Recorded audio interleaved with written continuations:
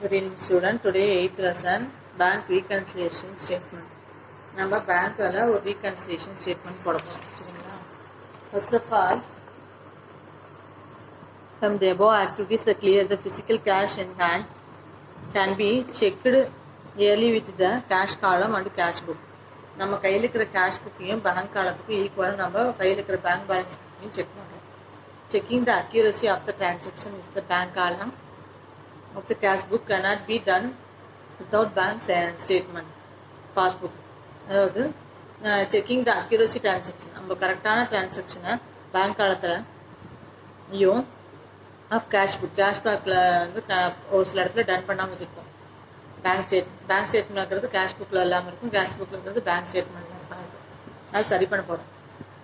Bank statement or bank passbook, bank ஸ்டேட்மெண்ட்னு சொல்லலாம், இல்லை பேங்க் பாஸ்புக்னு சொல்லலாம்.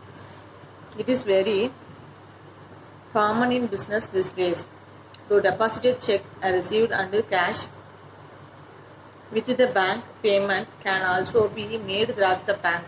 Very common of business days. Business daysல ஒரு பேங்க்ல டெபாசிட் பண்ணுறோம் அப்படின்னா ஒரு கேஷை ரிசீவ் பண்ணியிருப்போம், அதுதான் பேங்க்ல டெபாசிட் பண்ணுவோம். செக் இல்லைன்னா கேஷை ரிசீவ் பண்ணுவோம், இல்லை செக்கை டெபாசிட் பண்ணுவோம். With the bank payment can also made throughout bank because dealing in cash throughout banks always safe. So cash dealing விட bank dealing always safe. Also it is legally necessary to operate the transaction throughout the bank beyond the certain limits. ஒரு சில limits வந்து பேங்க்ல இருக்கும் transaction. When the bank transaction undertaken, two records are kept to the transaction. பேங்க்ல ரெண்டு record தான் இருக்கும். One is kept in by the business customers to be bank. Business உடைய customers cash book. அடுத்தது is the cash book. Another one is kept in the bank. The bank recorded the bank statement. ஒன்னா cash statement வச்சிருப்போம், இல்லை bank statement இருக்கும். Other words, it can be said that the cash book maintained by the business customer of the bank is ledger accounts maintained by the bank recorded the same transaction. Bank statement or bank passbook stamply the copy of the customer's accounts is the books of bank. A bank may send to the statement of regularly of the customer's account on a particular date. The recent times the copy of the recording can be obtained the customer's elementary is the called the e-statement அப்படிங்கிறாங்க. இப்போ வந்து பார்த்தீங்கன்னா இன்டர்நெட்லேயே நம்ம statement எடுத்துக்கிறோம், அதான் e-statementங்கிறாங்க. Various type of accounts such as the saving account, fixed deposit account, current account, etc. can be opened with the bank by the different type of customers. So, but current account வந்து பார்த்தீங்கன்னா mostly suitable for the business concern. The which let the bank overdraft not available in any account other than the current account. Current அக்கௌண்ட்டுக்கு மட்டும்தான் bank over டிராஃப்ட்ங்கிறது கொடுப்பாங்க, other அக்கௌண்ட்டுக்கு நம்ம கொடுக்க மாட்டாங்க. அதனால பிஸ்னஸ் கன்சர்னுக்கு இது ரொம்ப அதிகம் முக்கியம். பேங்க் ஓவர் டிராஃப்ட்னா என்ன அப்படின்னா, நம்ம பேங்க்ல ஒரு 50,000 ரூபா இருக்கு, ஏங்கிறோட பேங்க்ல 50,000 ரூபா இருக்கு. ஆனால் அவர் ஒரு பிஸ்னஸ் மேன், அவரோட பேங்க் ஸ்டேட் பேங்க்ல எப்பயுமே வச்சிருக்காரு, கரண்ட் அக்கௌண்ட் வச்சிருக்காரு. இப்போ திடீர்னு ஒரு அக்கௌண்ட்டுக்கு 60,000 ரூபா பே பண்ண சொல்லி வந்திருக்கு. ஆனால் பேங்க்ல 50,000 ரூபா தான் ஒரு அக்கௌண்ட்ல இருக்கு, 60,000 ரூபாய்க்கு செக் வந்திருக்கு. பேங்கே 10,000 ரூபா போட்டு 60,000 ரூபாய் அந்த செக்கை கிளியர் பண்ணி விட்டுரும். இந்த 10,000 ரூபாயை ஓவர் டிராஃப்ட் கடன் கொடுத்த மாதிரி பேங்க்கு எழுதி வச்சுக்கும், அப்புறமே கிட்ட கலெக்ட் பண்ணிக்கும். இதுதான் பேங்க் ஓவர் டிராஃப்ட்பாங்க. இது இந்த ஃபெசிலிட்டிஸ் எந்த டெபாசிட்டருக்கு மட்டும் தான் இருக்குன்னா, கரண்ட் அக்கௌண்ட் ஹோல்டருக்கு மட்டும் தான் பேங்க் இந்த மாதிரியான ஓவர் டிராஃப்ட் ஃபெசிலிட்டிஸ் தருவாங்க. ஃபிக்ஸ்ட் அக்கௌண்ட் சேவிங் அக்கௌண்ட் பர்சன்ஸ்க்கு இந்த மாதிரியான ஃபெசிலிட்டிஸ் கிடையாது. அதனால தான் பிஸ்னஸ்மேன் மோஸ்ட்லி என்ன பண்ணுவோம் அப்படின்னா கரண்ட் அக்கௌண்ட் ஹோல்டராக தான் இருப்பான். சரிங்களா? So when the entire in the book statements of a compared with the cash book, it will be found that the accounting treatment and revised to the book cash book.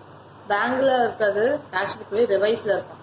இங்க debit பண்றது அங்க credit பண்ணுவேன், அங்க credit பண்ணது இங்க debit பண்ணுவேன். So this the because of the cash book prepared point of view of the business, wherever bank statement prepared from the bank's point of view.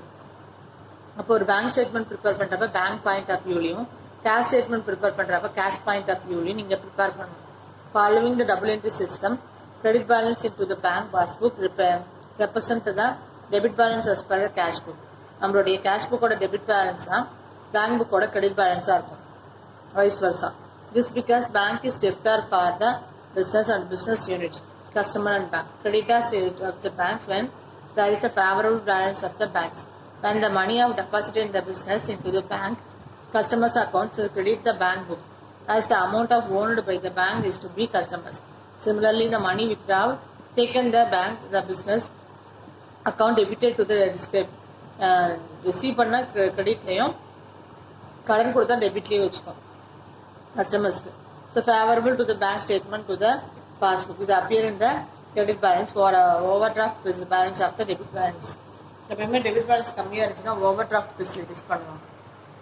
Bank overdraft already very well bank overdraft it is not a possible to unfavourable cash balance. உங்கள் அக்கௌண்ட்டில் அன்ஃபேவரபுளாக இருந்துச்சுன்னா cash புக்கில் possible to the unfavourable balance bank account is not having sufficiently money bank account it can borrow the money. Bank கடன் கொடுக்கும். This the result of the amount is overdraft. அது என்னன்னு வச்சுக்கோ அப்படின்னா ஓவர் டிராஃப்ட்னு வச்சுக்கோ. Record debit balance and credit balance.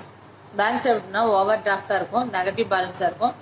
Credit பத்தினா favourable பேலன்ஸாக இருக்கும். கேஷ் புக்கில் ஆப்போசிட், டெபிட்டில் எப்பயுமே ஃபேவரபிள் பேலன்ஸ் வரும், கிரெடிட்டில் எப்பயுமே ஓவர் டிராஃப்ட் வரும். ஆல்ரெடி சொன்னேன் இல்லையா, இதுக்கு என்ன இருக்கோ அதுக்கு ஆப்போசிட் தான் இது, இதில் என்ன இருக்கோ அது இது. ஸோ இது டெபிட்டில் தான் ஓவர் டிராஃப்ட் வரும், கிரெடிட்டில் தான் ஃபேவரபிள் வரும். இங்கே டெபிட்டில் ஃபேவரபிள் வருது கேஷ் புக்கில், கிரெடிட்டில் ஓவர் டிராஃப்ட் வருது. ஓகேவா?